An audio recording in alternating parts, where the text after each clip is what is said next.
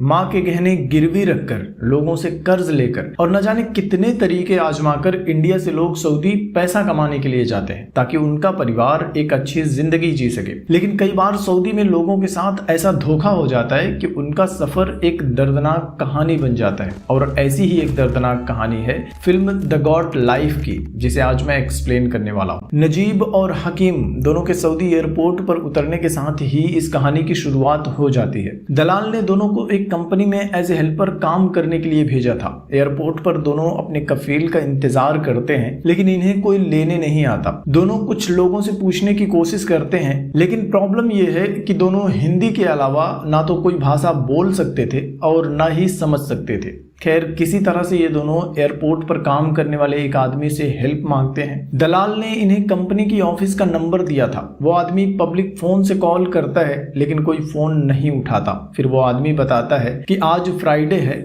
Office बंद होगा, इसलिए कोई फोन नहीं उठा रहा है, तो तुम दोनों इंतजार करो, कोई ना कोई तुम्हें लेने आ जाएगा। काफी देर तक इंतजार करने के बाद एक अरबी इनके पास आता है। वो पहले से ही काफी गुस्से में था और अरबी में उन दोनों से कुछ बातें कहता है जो इन्हें समझ में नहीं आती, लेकिन इन दोनों को लगता है कि शायद यही हमारा कफील होगा। फिर वो अरबी अंदर चला जाता है और थोड़ी देर बाद बाहर आता है, और इस बार आते ही वो अरबी इन दोनों से इनका पासपोर्ट और वीजा कॉपी ले लेता है और इन्हें अपनी खटारा गाड़ी में बैठने के लिए कहता है। नजीब को प्यास लगी थी, वो अरबी से पानी मांगता है, लेकिन अरबी को इनकी भाषा समझ में नहीं आती और वो अरबी में इनसे कहता है कि देखो, तुम ऐसे बड़बड़ाना बंद करो और चुपचाप गाड़ी में बैठ जाओ। और ये दोनों गाड़ी में बैठ जाते हैं। रास्ते में हकीम कहता है कि हमें घर पर फोन करके बता देना चाहिए कि हम पहुंच चुके हैं, नहीं तो अम्मी परेशान होंगी। वो अरबी से किसी टेलीफोन बूथ पर गाड़ी रोकने के लिए कहता है, लेकिन अरबी उल्टा इन्हें डांट कर चुपचाप बैठे रहने के लिए कहता है। और काफी देर तक गाड़ी चलाने के बाद आखिरकार वो एक जगह पर गाड़ी रोकता है और हकीम को उतार देता है। नजीब और हकीम दोनों चिल्लाते रहते हैं कि हम तो यहाँ एक साथ एक ही कंपनी में काम करने के लिए आए थे, फिर आप हमें अलग अलग क्यों कर रहे हो। लेकिन अरबी इनकी कोई भी बात नहीं सुनता और नजीब को लेकर आगे जाने लगता है। फिर काफी दूर तक चलने के बाद वो नजीब को भी एक बाड़े में पहुंचा देता है। बाड़े में एक दूसरा अरबी भी था। नजीब फिर उनसे कहता है कि मेरे दलाल ने तो कहा था कि मुझे एक कंपनी में काम करना है, आप मुझे यहाँ क्यों लेकर आए हो। लेकिन पहले वाला अरबी इसकी बात को अनसुना कर देता है और वहां से चला जाता है। रात के अंधेरे में नजीब को ज्यादा कुछ समझ में नहीं आ रहा था। तब नजीब एक बूढ़े आदमी को देखता है जो पिछले कुछ सालों से इस बाड़े में काम कर रहा था। नजीब उसके पास जाकर बात करने की कोशिश करता है। पता चलता है कि वो आदमी तमिल है। नजीब को उसकी भाषा भी समझ में नहीं आ रही थी। उसे बहुत तेज प्यास लगी थी। पूछने पर तमिल आदमी पानी की टंकी की तरफ इशारा करता है। नजीब टंकी के पास जाकर पानी पीता है और अरबी के टेंट में जाकर सोने की कोशिश करता है। थकान की वजह से जल्द ही उसे नींद आ जाती है। इसी के साथ हम सऊदी आने से पहले नजीब की लाइफ को देखते हैं। नजीब अपने गांव में नदी से बालू निकालने का काम करता था। उसकी माँ उसके लिए रोज खाना बनाती थी और नजीब अपनी माँ और अपनी वाइफ सैनू से बहुत प्यार करता है। सैनू प्रेग्नेंट थी। परिवार काफी खुशहाल था, कमी थी तो सिर्फ पैसों की। और एक दिन नजीब का दोस्त उसे बताता है कि मेरे जीजा जी लोगों को सऊदी भेजने का काम करते हैं, उनके पास एक कंपनी का वीजा है, अगर तू जाना चाहता है तो मैं बात करता हूँ। नजीब जाने के लिए तैयार हो जाता है और अपनी माँ के गहने गिरवी रख के पैसे इकट्ठा करता है और अपने दोस्त के जीजा को पैसे दे देता है। वो उसके वीजा का काम करवा देता है और इस तरह से नजीब अपने भाई हकीम के साथ सऊदी आ जाता है। इधर सऊदी में नजीब अरबी के टेंट में सो रहा था। ये देखकर अरबी बहुत गुस्सा हो जाता है। वो नजीब को पैरों से मारकर जगाता है, उसे उसका बैग देकर बाहर सोने के लिए कहता है। नजीब बाहर एक भंगार गाड़ी में आकर सो जाता है। अगली सुबह नजीब की आंख खुलती है, तब वो तमिल आदमी को देखता है। वो बकरियों का दूध निकाल रहा था। वो नजीब को दूध से भरा बर्तन अरबी को देने के लिए कहता है। नजीब अरबी के पास जाता है।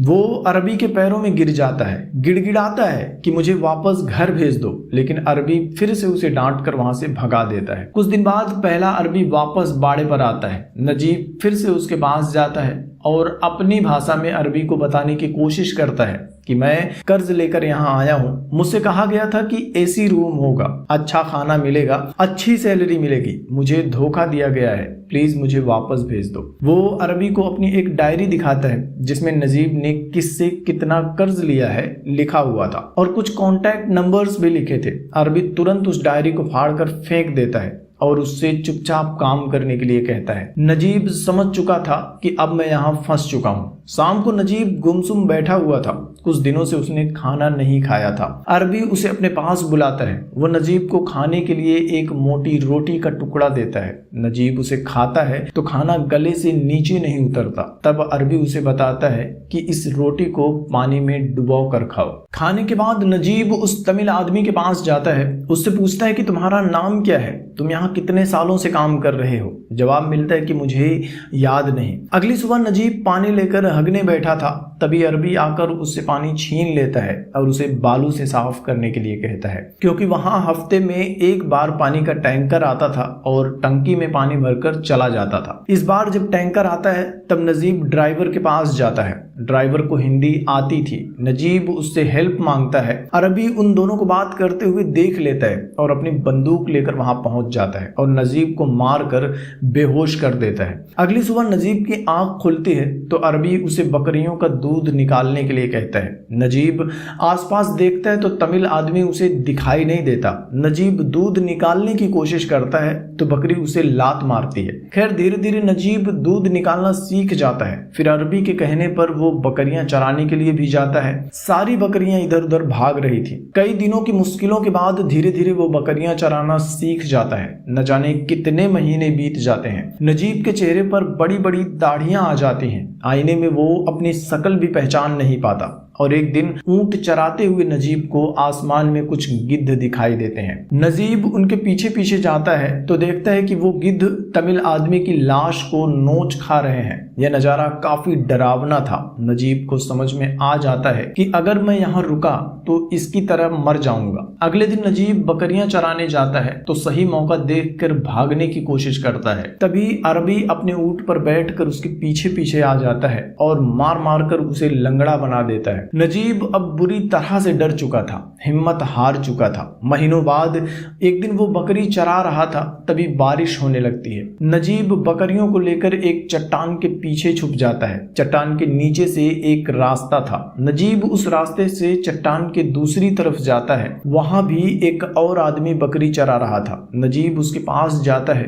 वो कोई और नहीं, नजीब का भाई हकीम था। न जाने कितने महीनों या सालों के बाद दोनों एक दूसरे को देखते हैं तो गले लगा लेते हैं। हकीम बताता है कि कुछ दिनों पहले ही मेरा कफील मुझे पुराने बाड़े से यहाँ लेकर आया है। लेकिन तभी हकीम का अरबी नीचे बकरियों के पास पहुंच जाता है। उसे देखते ही हकीम अपने बकरियों के पास जाने लगता है, क्योंकि दोनों को पता था कि अगर अरबी ने उन्हें साथ में देख लिया तो बहुत मारेगा और फिर से दूर दूर कर देगा। कुछ दिनों बाद हकीम एक अफ्रीकन साथी के साथ आता है। वो नजीब को बताता है कि इस आदमी का नाम कादिरी है और ये भागने में हमारी मदद करेगा। कादिरी पहले भी उस इलाके में काम कर चुका था, उसे रास्ता मालूम था। कादिरी उन्हें बताता है कि कुछ दिन बाद कफील के बेटी की शादी है। उस दिन बाड़े पर रखवाली करने वाला भी कोई नहीं होगा और उस दिन हम लोग यहाँ से भाग जाएंगे। शादी की सुबह बाड़े से सभी अरबी चले जाते हैं। उनके जाते ही नजीब को आजादी मिल जाती है। वो अपने सारे कपड़े उतार देता है,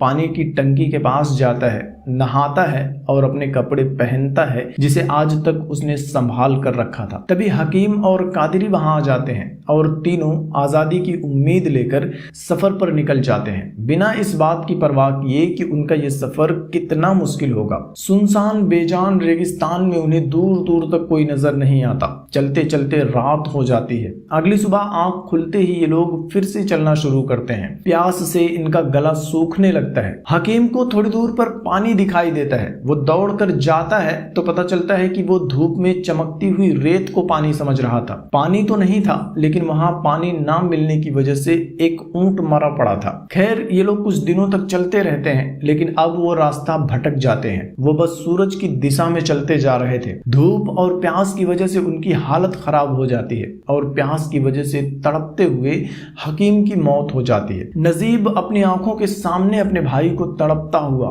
मरता हुआ हुआ देखता है लेकिन कुछ कर नहीं पाता। कादरी उसे हिम्मत दिलाता है और समझाता है कि जब तक हमारी सांसें चल रही हैं हमें चलते रहना होगा। रेतीले तूफानों और धूप का सामना करते हुए वो आगे बढ़ते हैं और आखिरकार रेगिस्तान के बीच उन्हें एक जगह पर पानी दिखाई देता है। नजीब पागलों की तरह पानी की तरफ भागता है लेकिन कादरी उसे रोक देता है और फिर कपड़ा पानी में डुबाकर उसे थोड़ा थोड़ा आराम से पानी पिलाता है। कादरी को पास में ही एक बोतल मिल जाती है। वो दोनों कुछ देर तक वहां आराम करते हैं, फिर बोतल में पानी लेकर आगे बढ़ जाते हैं।